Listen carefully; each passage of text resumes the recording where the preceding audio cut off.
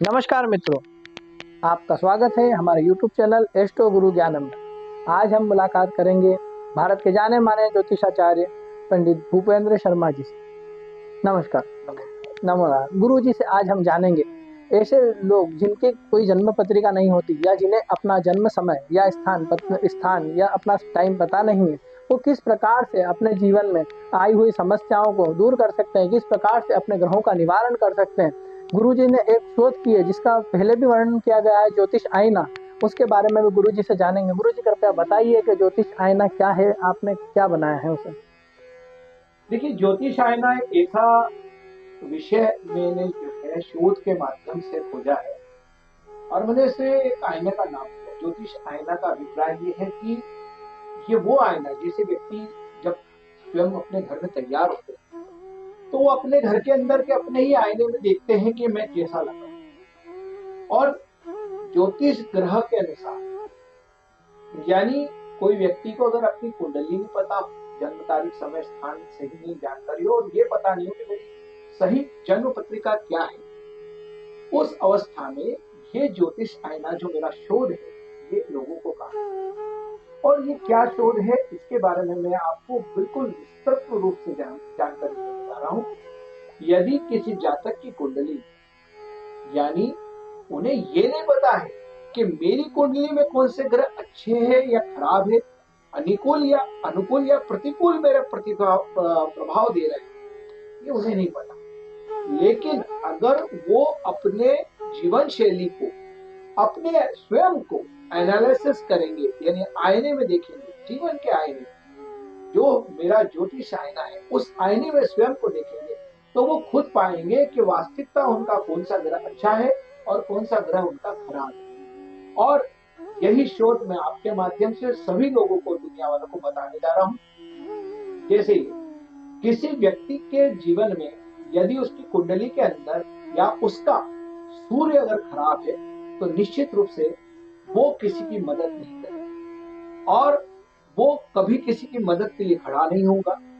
और जिसका सूर्य प्रबल होगा ना, वो सदैव सबकी मदद करता रहेगा। यानी आप दूसरों की मदद कर रहे हैं, यानी आपका सूर्य सही है। और आप जब किसी की मदद से भाग रहे हैं, आपका सूर्य खराब है। ये स्वयं उस ग्रह को जांचने के लिए आपको आईना मैंने दिखाया है। इसी प्रकार से यदि चंद्रमा अगर कुंडली में या जातक का चंद्रमा अच्छा है बुरा है, इसको जानने के लिए ये उपाय, यह रास्ता जो मैंने बताया ज्योतिष आईने का, वो ये है कि दया, व्यक्ति के अंदर अगर दया है, वो दया भावी है, दया करता है, दूसरों की दया में खड़ा होता है, तो वही उसका चंद्रमा अच्छा है। और अगर वो दया से भागता है, दया नहीं करता, दया उसके जीवन में है ही नहीं, किसी के प्रति उसके मन में मर भाव और दया भाव आती ही नहीं, यानी उसका चंद्रमा खराब है। और जिसका चंद्रमा खराब है वो व्यक्ति अपने चंद्रमा को व्यवस्थित करे। जैसे मैंने भी आपको बताया, सूर्य खराब है तो सूर्य को व्यवस्थित करे। उसी प्रकार से मंगल ग्रह, यदि मंगल उत्तम रहेगा तो व्यक्ति सुरक्षा प्रदान करेगा, खुद भी सुरक्षा महसूस करेगा, सुरक्षित महसूस करने के साथ साथ वो दूसरों को सुरक्षा प्रदान करेगा। लेकिन अगर मंगल खराब है तो व्यक्ति सुरक्षा के अभाव में जिएगा, खुद भी असुरक्षित महसूस करेगा और दूसरों की सुरक्षा से भागेगा। दूसरों की सुरक्षा के नाम से उसे डर का भय अंदर व्याप्त होगा, यानी उसका मंगल खराब है। और मंगल खराब है तो उसको निश्चित रूप से मंगल को व्यवस्थित करना या ठीक करना जरूरी है ना। इसी प्रकार से बुध की बात करूं तो बुध अगर उसकी कुंडली में अच्छा होगा तो लोगों की मदद करेगा। और सहयोग, खास तौर पे मदद और सहयोग दो अलग अलग विषय है। इसमें मदद, व्यापारिक मदद की बात कर रहा हूँ, यानी कार्य क्षेत्र में, अपनी किसी भी कार्य क्षेत्र में जीविका को चलाने में या फिर अन्य व्यवहारिक स्थितियों को में अगर सहयोग प्रदान करता है तो ऐसी स्थिति को मदद अवस्था और बुद्ध की उत्तम अवस्था मानी जाती है। और यदि इंसान अगर भागता है, व्यक्ति अगर अपने जीवन में कभी भी अगर वो किसी के सहयोग करने से भागता है, मतलब उसका बुद्ध खराब, वो किसी की मदद नहीं करता, सहयोग नहीं करता, मतलब उसका बुद्ध खराब है। और सहयोग बुद्ध का सबसे बड़ा, मतलब अच्छे बुद्ध का प्रतिफल अगर कहीं देखना है तो सहयोगी व्यक्ति को देखो, जब व्यक्ति सहयोग में सदा खड़ा है तो उसका बुद्धि अच्छी है, उसकी बुद्धि और उसकी चेतना अच्छी है, वो दूसरों की सहयोग करता रहता है और दूसरों को आगे बढ़ाने के लिए सहयोग जीवन में सदैव प्रयास करता है। ये उसकी कुंडली के अंदर अच्छे बुद्ध के प्रतिफल को दर्शाता है। इसी प्रकार से अगर बात करूं तो गुरु ग्रह अगर कुंडली में उत्तम है या व्यक्ति का ग्रह अगर गुरु ग्रह अच्छा है तो वो सदैव दूसरों का सम्मान करेगा और दूसरों को सम्मान देगा और स्वयं भी सम्मान के साथ जीवन जीना पसंद करेगा। और अगर उसका गुरु खराब है ना, वो सदैव दूसरों का अपमान करेगा, सम्मान देने से भागेगा और सम्मान क्या है उसके जीवन में ये वो नहीं समझेगा। यानी गुरु उसका खराब है और उसका गुरु अगर खराब है तो उसको ठीक करना चाहिए। जो व्यक्ति दूसरों का सम्मान दे करे यानी उसका बुद्ध तो उसका बृहस्पति सही है, और जो दूसरों का सम्मान नहीं अपमान करता है उसका गुरु खराब है। इसी प्रकार से अगर शुक्र की बात करूं तो शुक्र ग्रह जो है वो प्रेम का ग्रह है, और व्यक्ति अगर प्रेम करता है, निष्ठा के साथ प्रेम करता है, ईमानदारी के साथ प्रेम करता है और प्रेम को निभाता है, दूसरों के प्रति प्रेम व्यक्त कर निभाता भी है, तो यदि उसका शुक्र ठीक है। किसी के साथ प्रेम और वादे किए, उस वादों को पूरा करता है प्रेम के रूप में, तो उसका शुक्र सही है। यदि व्यक्ति का प्रेम करने का तरीका गलत है, वो केवल स्वार्थ के रूप में प्रेम करता है, प्रेम के नाम से धोखा देता है और वो प्रेमी नहीं है, वो लोगों से प्रेम से भागता है, प्रेम उसके जीवन में है ही नहीं, यानी उसका शुक्र खराब है। और उसके शुक्र को ठीक करने के लिए उसके उपाय करने की आवश्यकता है। उसके ग्रह को व्यवस्थित करने के लिए छोटे मोटे उपाय की बहुत जरूरी स्थिति उसके जीवन में जरूरी है। इसी प्रकार से शनि ग्रह की बात करूं तो शनि ग्रह जो होता है वो न्याय का देवता है। अगर कोई व्यक्ति खुद न्यायी है, अगर कोई व्यक्ति न्याय पक्ष में खड़ा है, सदैव दूसरों के साथ न्याय करता है और न्याय के पक्ष में सदैव दूसरों को सहयोग प्रदान करके न्याय दिलाता है, यानी उसका व्यक्ति का शनि ठीक है, वो परिश्रम का भी सही से न्याय से उसको प्रतिफल दे रहा है।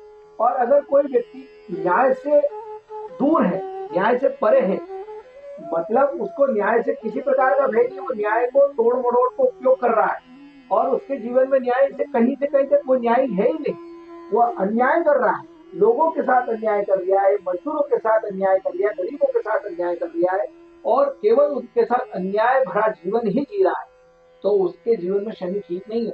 और शनि ठीक नहीं है तो स्वाभाविक न्याय कहाँ से आएगा। तो शनि अगर ठीक करेगा वो तो निश्चित रूप से उसके जीवन में न्याय से प्रबलता यहाँ बनेगी। इसी प्रकार से राहु की बात करूं तो राहु ग्रह छल का देवता या ग्रह माना गया है। और ध्यान रखिएगा, जब भी राहु अगर ठीक होता है तो व्यक्ति किसी के साथ छल नहीं करता। व्यक्ति का राहु अगर ठीक है तो वो दूसरों के छल को विफल करता है और किसी के साथ छल नहीं करता है और दूसरों के साथ छल विफल करता है। ये राहु के अच्छी स्थिति की क्वालिटी के कारण स्थिति दर्शाता है। लेकिन अगर इंसान का अगर राहु खराब है ना तो वो दूसरों के साथ छल करेगा, दूसरों के साथ छल के विषय के बारे में सोचेगा और निरंतर उसके मन में छल की विषय हमेशा पनपे रहेंगे, उसके मन में छल की भावना पनपी रहेगी और ये छल वो निश्चित रूप से चाहे वो अपने हो या पराये हो, किसी के साथ छल करने में देरी नहीं लगाएगा, यानी उसका राहु खराब है। इसी प्रकार से अगर बात करूं तो केतु ग्रह जो होता है ना वो व्यक्ति को उमंग पैदा करता है, मिजाज पैदा करता है। और अगर जातक के जीवन में कोई भी व्यक्ति पुरुष अथवा महिला कोई भी है, अगर उसके जीवन में उमंग ही नेता है तो और उमंग से वो परे हो जाए मतलब उसका केतु खराब हो चुका है। और अगर वो उमंग के साथ जीवन जीता है, कितनी भी बुरी परिस्थितियों में भी उमंग के साथ जीवन जी रहा है और दूसरों को भी उमंग देता है, स्वयं भी उमंग के साथ जीवन जी रहा है, निश्चित रूप से उसका केतु ठीक है। और ऐसा व्यक्ति जिसकी उमंग है वो हर व्यक्ति को कहीं ना कहीं सपोर्टिव करेगा और हर व्यक्ति के साथ आगे बढ़ने की इच्छा और जीवन को अच्छे से जीने की इच्छा व्यक्त करेगा। ये है मेरा ज्योतिष। तो आपको समझ में आया होगा, आप लोगों को भी समझ में आया होगा कि क्या है ज्योतिष आईना। यानी आप भी अपने खुद ग्रह खुद से जांचें और पता लगाएं कि आपका आईना आपको आपके ग्रह कैसे बताते हैं। ये है ज्योतिष का मेरा आईना जो मेरे द्वारा किया गया शोध है। जी गुरु। आज गुरु जी से हमने जाना कि किस प्रकार से ग्रहों के किसी का पत्री का नाम भी हो तो भी वो किस प्रकार से पता कर सकता है कि उसके कौन से ग्रह अच्छे हैं, कौन से ग्रह खराब है। गुरु जी के इस ज्योतिष आईने के स्रोत से आप सभी भी लाभ उठाएं एवं लाभ उठाकर अपने जीवन में सुख, शांति एवं समृद्धि प्राप्त करें। नमस्कार गुरु जी, धन्यवाद। शुभ नारायण।